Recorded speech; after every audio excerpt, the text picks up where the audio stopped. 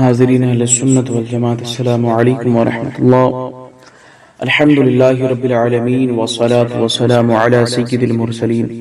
اما بعد فاعوذ باللہ من الشیطان الرجیم، بسم اللہ الرحمن الرحیم۔ ہے یہ ماہ رمضان مبارک، کرو عبادت ہو کامیابی، زندگی کی مختصر گھڑی میں کیا پتہ کب جانا ہو۔ سورۃ الفاتحہ یہ وہ سورہ مبارکہ ہے جس کو ہم اور آپ ہر نماز میں پڑھتے ہیں، بلکہ حدیث پاک کے الفاظ ہیں لا صلاۃ الا بفاتحہ، یعنی سورۃ الفاتحہ کے بغیر نماز نہیں ہے۔ اور سورۃ الفاتحہ کی آج مختصر ہم تفسیر سمجھیں گے، اس لیے کہ رمضان کریم کا یہ مقدس مہینہ اور ہم اپنی پوری زندگی ہر نماز میں ہر وقت سورۃ الفاتحہ پڑھتے ہیں اور سمجھتے ہیں، لیکن سورۃ الفاتحہ کی کچھ ایسی باریکیاں ہیں جن سے ابھی بھی بہت سے لوگ ناواقف ہیں۔ سورۃ الفاتحہ کا تعارف، اس سورہ کو سمجھنے کے لیے مقام نزول کو سمجھنا ضروری ہے۔ اکثر علماء کے نزدیک سورۃ الفاتحہ شریف مکہ مکرمہ میں نازل ہوئی، یعنی مکہ شریف میں، اور امام مجاہد رحمۃ اللہ علیہ فرماتے ہیں کہ سورۃ الفاتحہ مدینہ منورہ میں بھی نازل ہوئی، یعنی ایک قول یہ بھی ملتا ہے کہ سورۃ الفاتحہ 2 مرتبہ نازل ہوئی، ایک مرتبہ مکہ شریف میں، دوسری مرتبہ مدینہ منورہ میں۔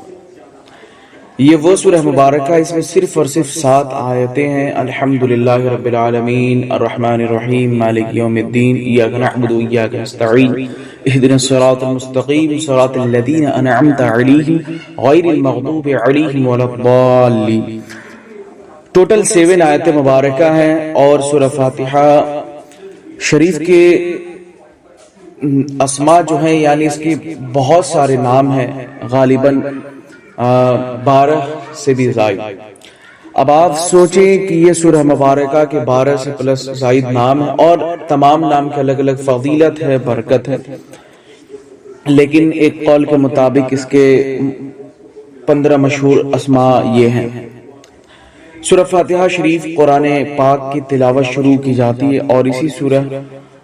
سے ہم قرآن مجید کی ابتدا کرتے ہیں، قرآن کو اسٹارٹ کرتے ہیں، اس لیے اس کا ایک نام فاتحۃ الکتاب، یعنی کتاب کی ابتدا کرنے والی ہے، اور ایک نام الحمدللہ سے اس کی ابتدا ہے۔ اسی بنیاد پر سورۃ الحمد بھی اس کو کہا جاتا ہے، وہ اس لیے کہ جب آپ شروع کریں گے تو سب سے پہلی آیت مبارکہ یہی ہے الحمدللہ رب العالمین۔ اسی مناسبت سے اس کا ایک نام سورۃ الحمد، یعنی وہ سورت جس میں اللہ تعالیٰ کی حمد بیان کی گئی ہے۔ اور تیسرے اور چوتھے جو اس کے نام ہیں سورۃ الفاتحہ شریف کی، یہ قرآن پاک کے اصل بنیاد پر ہے۔ ایک روایت کے مطابق میں بتاؤں کہ پورے قرآن مجید کا نچوڑ سورۃ الفاتحہ شریف، اور پورے سورہ فاتحہ شریف کا نچوڑ بسم اللہ شریف ہے۔ تو اس کی اصل کے بنا پر اسے ام القرآن، یعنی قرآن کی ماں، ام الکتاب یعنی کتاب کی ماں، تمام کتابوں کی ماں، یعنی یہ قرآن کریم یہ وہ کتاب ہے جس میں شک و شبہ کی کوئی گنجائش نہیں۔ ام القرآن سے اسے پکارا گیا، ام الکتاب کہا گیا۔ اور چونکہ یہ سورہ ہر نماز کی ہر رکعت میں پڑھی جاتی ہے، اور یہ سورہ 2 مرتبہ نازل بھی ہوئی، اسی وجہ سے 2 مرتبہ نازل ہونے کی بنا پر ایک نام اسے السبع المثانی بھی کہتے ہیں۔ اب کیوں کہا جاتا ہے؟ وجہ یہ ہے کہ اسے بار بار ہم پڑھتے ہیں، ہر رکعت میں پڑھتے ہیں، یعنی بار بار پڑھی جانے والی، ایک سے زائد مرتبہ نازل ہونے والی 7 آیتیں کہا جاتا ہے۔ اسی بنیاد پر اسے السبع المثانی، یعنی بار بار پڑھی جانے والی کتاب بھی کہی جاتی ہے۔ اور ایک اس کا نام سورۃ الکنز، سورۃ الواقعہ، سورۃ الکافیہ، متعدد نام ہیں، لیکن سورۃ الفاتحہ کے فضائل بہت سارے ملتے ہیں۔ اب آپ سمجھے کہ حدیث مبارکہ میں اس کے فضائل بہت سارے بیان کیے گئے، لیکن میں صرف 2 فضیلت آپ کے ساتھ رکھوں۔ حضرت ابو سعید بن معلّہ رضی اللہ تعالی عنہ فرماتے ہیں کہ میں نماز پڑھ رہا تھا تو مجھے نبی پاک صلی اللہ تعالی علیہ وسلم نے بلایا، لیکن میں نے جواب نہیں دیا کیونکہ وہ نماز میں تھے، اس لیے انہوں نے جواب نہیں دیا۔ جب وہ نماز سے فارغ ہو کر بارگاہ رسالت مآب صلی اللہ تعالی علیہ وسلم میں حاضر ہوئے اور وہ عرض کی کہ یا رسول اللہ صلی اللہ علیہ وسلم میں نماز پڑھ رہا تھا، تو رسول کائنات صلی اللہ تعالی وسلم نے ارشاد فرمایا کیا میں نے تمہیں یہ نہیں بتایا کہ اللہ تعالیٰ کی یہ فرمان ہے استجیبوا للہ وللرسول اذا دعاکم، اللہ اور اس کے رسول کی بارگاہ میں حاضر ہو جاؤ جب وہ تمہیں بلائیں۔ پھر ارشاد فرمایا کیا میں تمہیں تمہارے مسجد سے نکلنے سے پہلے قرآن کریم کی سب سے عظیم سورہ نہ بتاؤں، سورت نہ سکھاؤں؟ رسول کائنات صلی اللہ تعالی وسلم نے میرا ہاتھ پکڑ لیا، جب ہم نے نکلنے کا ارادہ کیا سب سے عظیم سورہ مبارکہ سکھانے کی غرض سے آقا کریم ان کو لے گئے اور رسول کائنات صلی اللہ علیہ وسلم نے فرمایا میں ضرور تمہیں قرآن مجید کی سب سے عظمت والی سورت سکھاؤں گا۔ ارشاد فرمایا وہ سورہ الحمدللہ رب العالمین ہے، یہی سبع المثانی ہے، یعنی قرآن عظیم ہے جو مجھے عطا فرمائی گئی، یعنی قرآن عظیم یہ مقدس کتاب جو رسول کائنات صلی اللہ علیہ وسلم کو عطا فرمائی گئی۔ اور دوسری روایت کے مطابق یہ بات ملتی ہے کہ حضرت عبداللہ ابن عباس رضی اللہ تعالی عنہما فرماتے ہیں کہ ایک فرشتہ آسمان سے نازل ہوا اور اس نے سید المرسلین رسول کائنات صلی اللہ علیہ وسلم کے بارگاہ میں سلام پیش کر کے عرض کی یا رسول اللہ صلی اللہ علیہ وسلم آپ کو ان دو نوروں کی بشارت ہو جو آپ کے علاوہ اور کسی نبی کو عطا نہیں کیے گئے، اور وہ دو نور یہ ہے کہ سورۃ الفاتحہ اور سورۃ البقرہ کی آخری آیت، یہ سورۃ الفاتحہ شریف اور سورۃ بقرہ کی آخری آیت یہ وہ دو نوروں کی بشارت ہے جو رسول پاک صلی اللہ علیہ وسلم سے پہلے جتنے انبیاء کرام گزرے 1,24,000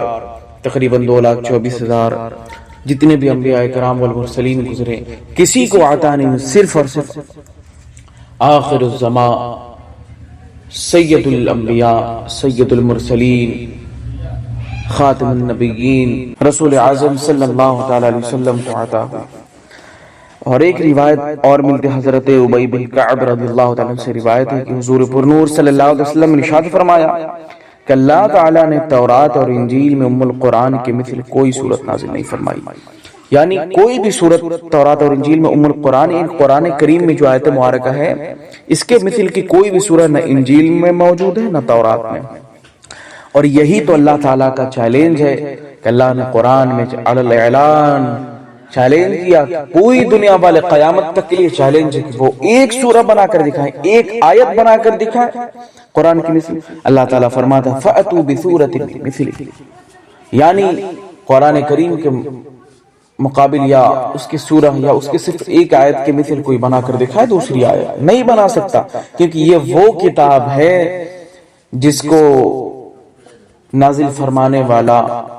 رب اپنے محبوب پر نازل فرمایا، اور یہ وہ پاک کتاب ہے جو اس کے مثل پوری کائنات میں کوئی کتاب نہیں، اور یہ تو وہ کتاب ہے جس کی حفاظت خود ہی مولا فرما رہا ہے، اور سورہ حجر کی آیت نمبر 9 میں فرما رہا ہے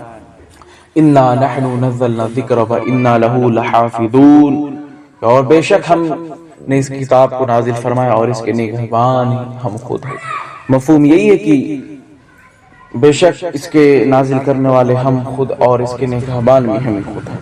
اور سورۃ الفاتحہ کے جو مضامین ہیں آپ نے سنا ہوگا یا دیکھا ہوگا کہ سورہ میں یہ مضامین بیان کیے گئے، اس سورہ میں اللہ تعالیٰ کی حمد و ثنا بیان کی گئی ہے، اللہ تعالیٰ کے رب ہونے اور اس کے رحمان اور رحیم ہونے کے نیز مخلوق کے مرنے کے بعد دوبارہ زندہ کیے جانے اور قیامت کے دن اور ان کے اعمال کے جزا ملنے کا ذکر ہے، اور اس کے ساتھ ساتھ صرف اللہ تعالیٰ کی عبادت اور اللہ تعالیٰ ہی عبادت کا مستحق ہے، اس کے علاوہ کوئی حقیقی مددگار نہیں، کوئی مستحق نہیں، اس کا بھی ذکر ملتا ہے۔ اور یہی تو اہل سنت والجماعت کا عقیدہ ہے کہ اللہ تبارک و تعالی ہی حقیقی مددگار ہیں، لیکن اللہ کے جو نیک بندے مدد کرتے ہیں وہ اللہ کی عطا سے کرتے ہیں، چونکہ سورۃ تحریم میں اللہ تعالیٰ فرماتا ہے فَإِنَّ اللَّهَ هُوَ مَوْلَاهُ وَجِبْرِيلُ وَصَالِحُ الْمُؤْمِنِينَ وَالْمَلَائِكَةُ بَعْدَ ذَلِكَ ظَهِيرٌ، بے شک اللہ تعالیٰ مددگار ہے اور اس کے فرشتے اور حضرت جبریل مددگار ہیں، اور نیک اور صالحین بندے بھی مددگار ہیں۔ نیک اور صالحین بندے یا اللہ کے نیک محبوب بندے اللہ کے دوست یعنی اولیاء کرام، اولیاء اعظام ہیں جو اللہ کی عطا سے مدد کرتے ہیں۔ ہم بھی یہی کہتے ہیں کہ اللہ کی عطا سے کرتے ہیں، اللہ نے جو انہیں پاور جو طاقت عطا فرمائی اسی بنا پر وہ مدد کرتے ہیں۔ حقیقی مددگار صرف اور صرف رب کی ذات۔ سورۃ الفاتحہ شریف سے بہت سارے متعدد مسائل کا خروج ہوتا ہے۔ سورۃ الفاتحہ شریف جو ہر نماز میں پڑھی جاتی ہے، سورۃ الفاتحہ شریف کا پڑھنا واجب ہے، اور امام اور تنہا نماز پڑھنے والا اپنی زبان سے سورۃ الفاتحہ پڑھے گا، چونکہ سب کو معلوم ہے، بالکل عام سی بات ہے، جبکہ مقتدی امام کے پیچھے خاموش رہے گا۔ بحری نماز میں اس کی قرات بھی سنے گا، اور اس کا یہی عمل پڑھنے کے حکم میں بھی ہے، چونکہ اللہ تعالیٰ نے قرآن پاک میں تلاوت کے وقت مقتدی کو خاموش رہنے اور قرات سننے کا حکم دیتے ہوئے ارشاد فرمایا۔ مولا فرماتا ہے وَإِذَا قُرِئَ الْقُرْآنُ فَاسْتَمِعُوا لَهُ وَأَنصِتُوا لَعَلَّكُمْ تُرْحَمُونَ، اور جب قرآن پڑھا جائے تو اسے غور سے سنو اور خاموش رہو تاکہ تم پر رحم کیا جائے۔ اور حضرت ابو موسیٰ اشعری رحمۃ اللہ علیہ سے روایت ہے کہ حضور پاک صلی اللہ علیہ وسلم نے ارشاد فرمایا جب امام قرات کرے تو تم خاموش رہو۔ اب بعض حضرات یہ سمجھتے ہیں کہ نہیں یہ تو ظہری نماز کے لیے ہے، سری کے لیے نہیں، سرے میں پڑھیں گے، ایسا نہیں ہے، یہ فرمان مطلق ہے، چاہے وہ ظہری نماز ہو چاہے وہ سری نماز ہو، یہ سب کے لیے ہے۔ اور اس کی مثال میں ایک اور بتاؤں، امام اعظم رحمۃ اللہ علیہ کی زندگی میں یہ معاملات درپیش ہوئے۔ امام فخر الدین رازی رحمۃ اللہ علیہ فرماتے ہیں کہ مدینہ منورہ کے چند علماء امام اعظم ابو حنیفہ رضی اللہ عنہ کے پاس اس غرض سے آئے کہ وہ امام کے پیچھے مقتدی کی قرات کرنے کے معاملے میں ان سے مناظرہ کرے، اور امام اعظم ابو حنیفہ رحمۃ اللہ علیہ نے ان سے فرمایا سب سے مناظرہ کرنا میرے لیے ممکن نہیں، چونکہ وقت کی قلت ہے، وقت اتنا نہیں کہ سب سے مناظرہ کیا جائے۔ اگر ایک بندے سے مناظرہ کیا جائے یعنی ایک پرسن سے مناظرہ کرے تو چونکہ اس میں 4-5 گھنٹے نارملی لگیں گے، اگر 7 لوگ ہیں تو آپ کو 35 گھنٹے لگ جائیں گے، اور اتنا وقت ہے نہیں کہ 35 گھنٹہ کسی سے مناظرہ کیا جائے۔ اس معاملے کے سپرد کرتے ہوئے جو آپ میں سے سب سے زیادہ علم والا ہے، امام اعظم رحمۃ اللہ علیہ فرماتے کہ جو آپ لوگوں میں سے جو لوگ آئے تھے مدینہ منورہ، فرماتے کہ جو آپ لوگوں میں سے سب سے زیادہ علم والا ہے، سب سے زیادہ علم رکھتا ہے، اس کے ساتھ مناظرہ کرو۔ انہوں نے ایک عالم کی طرف اشارہ کیا۔ اسی وقت امام اعظم رحمۃ اللہ علیہ نے فرمایا کیا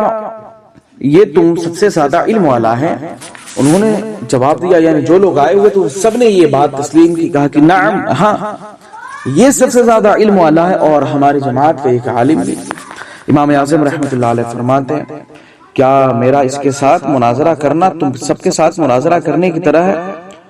آپ کا سوال دیکھیں، آپ نے فرمایا کہ جو یہ شخص ہے تم لوگوں نے مقرر کیا ہے، اسے منتخب کیا ہے، تم لوگوں نے اسے چنا ہے، سلیکٹ کیا ہے مجھ سے مناظرہ کرنے کے لیے، مجھ سے ڈیبیٹ ہو، کیا اس شخص سے جب میں مناظرہ کروں تو تم سب سے مناظرہ کرنے کی طرح ہوگا؟ ان سب نے کہا نعم نعم،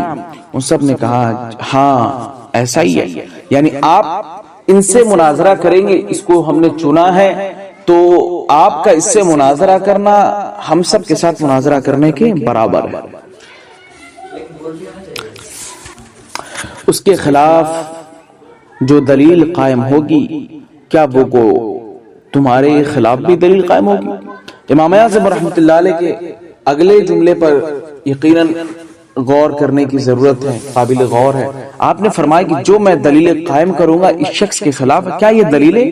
تمہارے خلاف بھی قائم ہوگی؟ ان سب نے کہا ہاں ایسا ہی ہے، ہمارے خلاف بھی۔ تو امام اعظم رحمۃ اللہ علیہ نے فرمایا اگر میں اس کے ساتھ مناظرہ کروں اور دلیل میں اس پر غالب آ جاؤں تو وہ دلیل تم پر بھی لازم ہوگی۔ ان سب نے کہا ہاں ایسا ہی ہے، آپ دلیل قائم کریں، آپ اس پر غالب آ جائیں۔ تو آپ ہم سب پر بھی غالب آ گئے, آپ ہم سب پر جیت حاصل کر گئے. تو اس لیے ان لوگوں نے اس بات کو تسلیم کیا. تو امام اعظم رحمۃ اللہ علیہ نے دریافت کیا وہ دلیل تم پر کیسے لازم ہوگی؟ انہوں نے جواب دیا اس لیے ہم پر لازم ہوگی, اس لیے کہ ہم نے اسے اپنا امام بنایا ہے, ہم نے اسے چنا ہے آپ سے بات کرنے کے لیے. اس لیے آپ جو دلیل قائم کریں گے, آپ اس پر غالب آئیں گے, وہ ہم سب پر یہ بات لازم ہوگی. اتنا کہنا تھا ان لوگوں کا, اتنا کہنا تھا. انہوں نے جواب دیتے ہوئے اپنی بات پوری کی. تو اسی بنا پر امام بنانے پر وہ سب کے سب راضی ہوئے. تو امام اعظم رحمۃ اللہ نے فرمایا ہم بھی تو یہی کہتے ہیں, جب ہم نے ایک شخص کو نماز میں اپنا امام مان لیا, امام چن لیا, تو اس کا قرات کرنا ہمارا قرات کرنا ہے, اس کی تلاوت ہماری تلاوت ہے, ہماری طرف سے وہ نائب ہے, ہم نے اسے چنا ہے, ہم نے اسے منتخب کیا ہے. امام اعظم رحمت اللہ علیہ کی بات سن کر سب نے اقرار کیا, ہاں امام کے پیچھے مقتدی کی قرات نہیں کرے گا. اس لیے کہ ان سب نے اس بات کو پہلے ایکسپٹ کیا, پہلے ان لوگوں نے قبول کی بات کو کہ ہم نے اس شخص کو مقرر کیا ہے آپ سے بات کرنے کے لیے, آپ اس پر دلیل کی بنیاد پر غالب آ گئے, آپ اس شخص پر غالب آ گئے, تو آپ نے ہم سب پر غلبہ حاصل کر لیا. تو آپ نے جب پوچھا کیسا کیوں, تو ان لوگوں نے جواب دیا کیونکہ ہم نے اسے اپنا امام مانا, ہم نے اسے اپنا رہبر چنا, اپنا نائب چنا. تو امام اعظم رحمۃ اللہ علیہ نے یہی بات کہی, ہم نے بھی تو یہی بات کہی کہ جب ہم نے نماز میں کسی شخص کو اپنا امام مان لیا, اپنا رہبر چن لیا, اپنا نائب چن لیا, تو پھر امام کا قرات کرنا مقتدی کا قرات کرنا ہے. تو اس لیے مقتدی کو خاموش رہنا چاہیے امام کے پیچھے. یہ کچھ اہم چیزیں تھی سورہ فاتحہ شریف کی تفسیر میں, جس کا جاننا بہت ضروری ہے. اور انشاءاللہ تبارک و تعالی سورہ فاتحہ شریف کے اگلے مرحلے میں ہم بسم اللہ شریف سے شروع کریں گے. یہ تو سورہ فاتحہ شریف کے ابتدا کی باتیں ہیں, ابتدا کی تفسیر ہے. انشاءاللہ اگلے بیان میں ہم آگے کی بات کو سمجھیں گے. السلام علیکم.